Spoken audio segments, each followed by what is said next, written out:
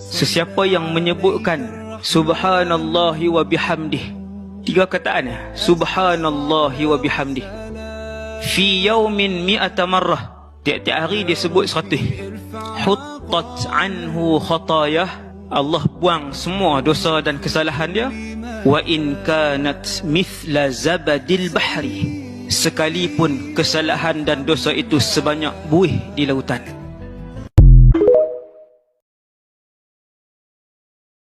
Malaikat maut sudah dapat nama dia. Malakul maut sendiri, malakul maut ialah nama yang sahih. Israel nama yang sabit dengan hadis yang dhaif, tapi boleh sebut, tak ada masalah. Jibril yang tu dengan sabit dengan hadis dan Al-Quran. Jibril, Mikal, apa semua tu. Israfil sabit dengan Al-Quran. Adapun Israel yang lebih tepat ialah malakul maut, dan satu-satunya malaikat yang tahu bagaimana untuk menarik roh. Kalau malaikat maut sibuk, dia kata Jibril, pisat tak ada ni, maka Jibril akan jawab, wahai malakul maut, aku tidak tahu bagaimana untuk menarik nyawa itu. Satu-satunya malaikat yang ada kemahiran untuk mengeluarkan nyawa ialah namanya malakul maut. Kemudian diserahkan kepada pasukan malaikat. Dia akan berada, kata Rasulullah, di kepala, bukan berdiri atas kepala, duduk di tepi. Bila sampai masa, malakul maut pun akan tarik keluar roh itu. Apabila malakul maut tarik rentapan ataupun tarik pada saat pertama, itulah kita tahu itu adalah kematian. Dan ketika malakul maut tarik untuk saat yang pertama, itulah kita akan melihat 2 alam. Dan ketika itulah kita akan mendongak dan melihat wajah malakul maut buat kali pertama dalam hidup kita. Tuan-tuan, orang mati mata dia ke mana? Sini.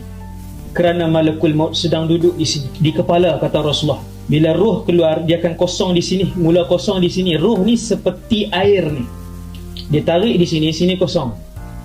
Bila tarik tu, kaki kita waktu tu dah tak boleh gerak. Tangan boleh lagi, tangan masih boleh sebab masih ada roh. Tetapi itulah proses sakit yang paling tinggi di dalam muka bumi ni. Samakah tempoh sakit seorang kepada orang yang lain? Jawapannya tak sama. Kerana orang kafir dan fasik dan munafik, mereka tidak mahu tinggalkan tubuh dan dunia yang mereka ingat. Adapun orang-orang yang beriman, orang-orang yang baik, orang-orang yang soleh, yang jiwanya bersih, mereka merindui Allah dan Rasulnya. Sebab tu bila dia dijemput oleh malakul maut, itu adalah saat yang paling dia tunggu-tunggu. Dengan sebab itu, kata Rasulullah, roh mereka keluar dengan cepat dan mudah. Maka tempoh orang-orang yang husnul khatimah merasakan sakit mati itu sekejap. Tapi yang fasik, tapi yang munafik, mereka juga tak mahu keluar daripada tubuh dan bumi ini